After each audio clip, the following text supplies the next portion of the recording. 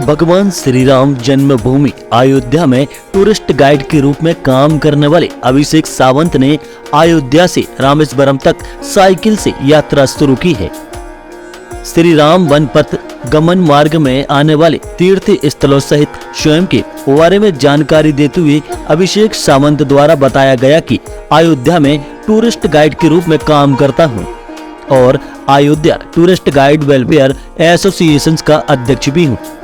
अयोध्या में जब तीर्थ यात्रा या पर्यटक आकर मुझसे अयोध्या सहित भगवान श्री राम के वनवास काल से जुड़े अन्य तीर्थ स्थलों के बारे में पूछते हैं, तब मैं अयोध्या के अलावा अन्य तीर्थ स्थलों के बारे में अधिक जानकारी नहीं दे पाता था। इसी के चलते मेरे मन में भगवान श्री राम के वनवास काल से जुड़े अन्य तीर्थ स्थलों को जानने की जिज्ञासा जागी और मुझे लगा कि भगवान श्री राम के वनवास काल से जुड़े तीर्थ स्थलों सहित वहाँ की बोली, भाषा, लोक संस्कृति, जीवन शैली के बारे में भी मुझे जानकारी प्राप्त करना चाहिए। और बीते 6 अप्रैल को अयोध्या से रामेश्वरम तक की साइकिल यात्रा शुरू की। मैंने सभी तीर्थ स्थलों पर जाकर वहाँ की पूरी जानकारी हासिल की है। यात्रा के दौरान आने वाली समस्याओं के बारे में पूछने पर अभिषेक सावंत ने बताया कि अभी तक यात्रा का अनुभव बहुत ही सुंदर रहा है। मेरे बारे में जानने के बाद लोग खुद ही मेरे रहने खाने आदि की व्यवस्था खुशी खुशी कर देते हैं।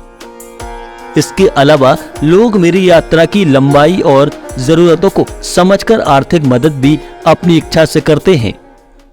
मेरा नाम अभिषेक सावंत है। Ayodhya diary tourist welfare association Ayodhya का मैं अध्यक्ष हूँ और टूरिज्म वेलफेयर एसोसिएशन का को कन्वीनर हूँ, जो बनारस की संस्था है। और मैं अयोध्या से रामेश्वरम साइकिल यात्रा कर रहा हूँ। श्री राम वनगमन पथ के अयोध्या से रामेश्वरम के बीच में पड़ रहे वो सभी पड़ाव जहाँ पर श्री राम वनवास के दिनों में गए, मैं वहाँ जा रहा हूँ। वहाँ की लोक संस्कृति, हमारी ऐतिहासिक धरोहर, हमारा कल्चर, इन सब को संजोने का मेरा संकल्प है। और इसी के तहत मैं 6 अप्रैल से निकला हूँ और 16 अप्रैल को मैं चित्रकूट में एंटर कर गया हूँ। आपके मन में विचार कैसे आया यात्रा करने का? क्योंकि मैं अयोध्या में टूर गाइड हूँ और टूर गाइड होने के नाते जब लोगों के प्रश्न होते हैं अयोध्या की पौराणिकता, ऐतिहासिकता पर, तो प्रश्न होते हैं कि वो वनगमन पथ कैसा होगा और वनगमन पथ कैसा होगा, उसकी संकल्पना मुझमें भी जन्म लेने लगी। और मैंने सोचा कि क्यों ना मैं भी एक बार देख कर आऊँ कि वनगमन पथ कैसा है। और आज देखिए आप लोगों के बीच में चित्रकूट में हूँ। बहुत जल्दी मैं सतना मध्य प्रदेश के लिए आगे बढ़ूँगा। चित्रकूट कितने दिन में आ गए आप? मैं 16 अप्रैल को ऋषियन में चित्रकूट में प्रवेश कर गया हूँ, जो सीता कुंड है, सीता पहाड़ी है। ऋषियन एक ऐसा स्थान जहाँ पर स्वयं शिव जी विराजमान है। मैं मुरका गया, जहाँ पर कहते हैं भरद्वाज ऋषि के शिष्य मुड़ के चले गए। उसके आगे मैं फिर आया हूँ दशरथ घाट, जहाँ पर कहते हैं कि रामचंद्र जी ने दशरथ जी का घंट बांधकर उनका एक श्राद्ध किया। यानी कि कह सकते हैं कि जब दशरथ जी की मृत्यु हुई तो सबसे पहले राम जी को पता चल गया, लेकिन भरत जी उन्हें बताने नहीं आए थे, तो उन्होंने बिना लक्ष्मण जी और सीता जी को बताए घंट बांधा था। उस स्थान पर मैंने एक रात्रि विश्राम किया। ऋषियन में मैं 2 रात्रि रहा।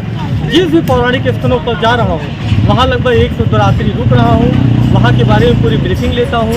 वहाँ की संकल्पना कैसी है, पौराणिक स्थिति कैसी है, पर्यटन कैसा है, वहाँ की सड़कें भी ठीक हैं या नहीं, बिजली आ रही है या नहीं। अभी मैं आपको बताऊँ, ऋषियन में बहुत खराब स्थिति है, क्योंकि बहुत ही अच्छी जगह है, पर्यटकों के आकर्षण का केंद्र है चित्रकूट में, लेकिन लोग वहाँ नहीं जा पाते। तो मैं चाहता हूँ कि लोग वहाँ जाएं, क्योंकि मैं इसीलिए निकला हूँ अयोध्या से रामेश्वरम के लिए। 7 से 8 महीने में लगभग मुझे लगेगा अयोध्या से रामेश्वरम के लिए। और चूँकि मैं पूरी तरीके से शोध कार्य कर रहा हूँ, तो शोध कार्य में निश्चित है समय लगता है। और ये जो मेरी यात्रा है, ये पूरी जन सहयोग की यात्रा है। मैं घर से निकला तो मेरे पास कुछ भी नहीं था।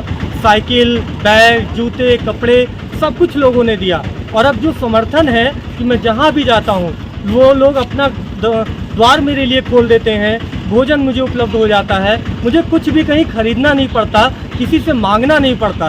तो ऐसी एक यात्रा जिसकी परिकल्पना सिर्फ मैंने की थी,